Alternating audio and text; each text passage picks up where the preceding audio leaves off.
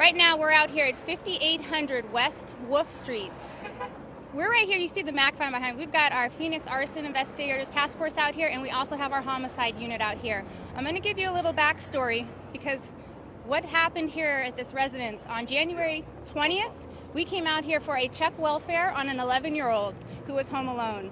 Through that investigation, Phoenix police discovered evidence and there were allegations of child abuse. Our partners, the Department of Child Safety, did respond, and that child is now in their care.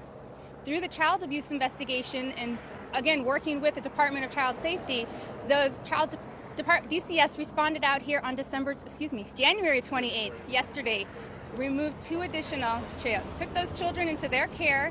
So those two additional children, ages 9 and 4, were taken into their care. And it was about an hour after that. And I want to clarify, Phoenix Police did not respond to that one. That was just DCS coming out and removed and took the two children in their care. About an hour after that, we get a call about smoke coming from the residence. And that was called in by a neighbor or a passerby. I'm not sure who called it in. Phoenix Fire Department gets out here. They make entry to the home, extinguish the fire. When they're in there, they discover what they believe to be skeletal remains. So, as you can imagine, this is a very complex investigation. What is important to know that the three children are safe. They're with the Department of Child Safety. The two parents, when the Phoenix Fire Department arrived, they were on scene, and they were on scene when we got here, the Phoenix Police Department. They are in custody. They are in the process of being booked into jail. I don't have their charges or their names to release at this moment, but as soon as I do, I'll be releasing that to the public. We don't know as far as age identification of those skeletal remains. That's going to be determined by the medical examiner's office. They're also assisting us out here. Again, that will be provided once it's available. Where were these bones discovered? They were within the home. What led the child to call last week for help? Scared and alone. When you say within the home, were they in a wall? Were they in a room? You know what? That's all. I'm going to tell you, we're going to be out here for hours.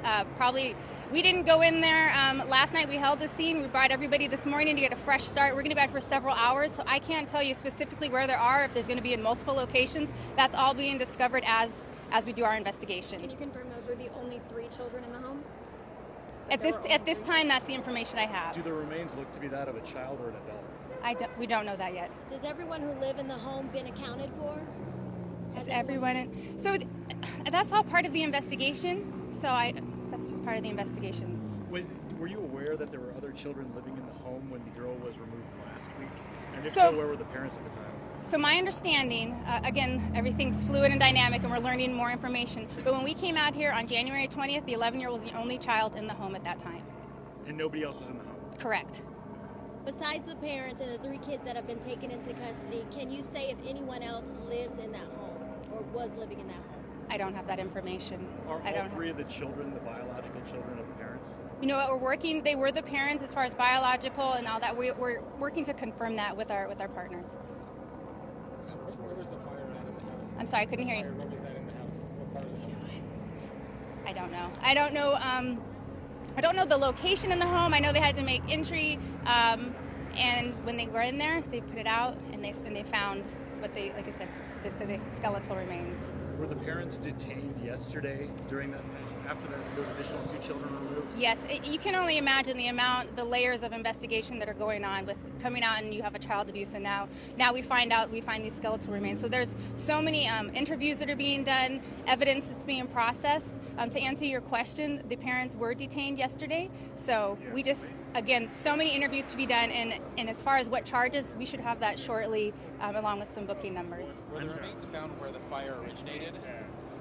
You know, that's a great question. Don't know yet. It's part of the investigation. Early stages, the fire looked to be intentional or accidental? The arson, the Phoenix Task Force will have to determine that. They're still working, like I said, we're working in coordination. You've got the medical examiner, you've got our Phoenix Fire Task Force out here, as well as our homicide. So you've got everybody in there trying to answer the very questions you're asking. And again, I know it's early. That being said, is there any indication that the remains were of somebody who was dead before the fire? Well, I couldn't answer that definitively. They're skeletal remains. Yeah. How long they've been there, I can't answer that. I'm sorry. What's the next step in this? So we're going to be out here for hours, as you can imagine. So many elements, so many different we're not going to leave anything unturned. So we'll be out here for hours. Once we get the next thing from you guys that I'll be able to release to you is the names of the parents, obviously with booking numbers, so you'll be able to get access to that information, and then we can you'll see what charges that we have at this time. As we process this thing, possible additional charges may come. It's definitely an ongoing investigation with our partners here. And the 911 tapes, when will those be available? I'm not sure about that, but if you want to go ahead and get your requests in now, we can and they can start processing those. We also get an update from DCS and Phoenix Fire as well? You know, I've been in communication with Department of Child Safety, and they are advised, so they're well aware, and they will release information according to their policies and protocols. Do you know how many children or dependents that these parents had altogether? You know, I know of at least the 3, and so we're working with Department of Child Safety, and we are working on that as part of the investigation. You said there was evidence of child abuse last yes. week and in these other 2 cases. Can you tell us what that evidence is? Well, reports from the victim, from the child, and then evidence of that being, whether it was in the home or on the child.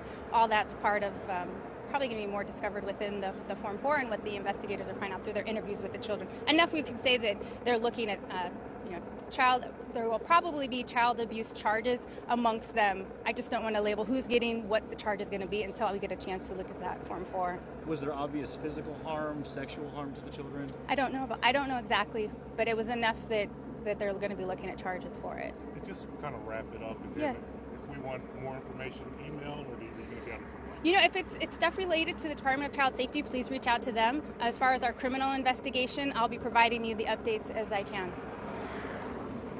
Thank you. All right, thank you.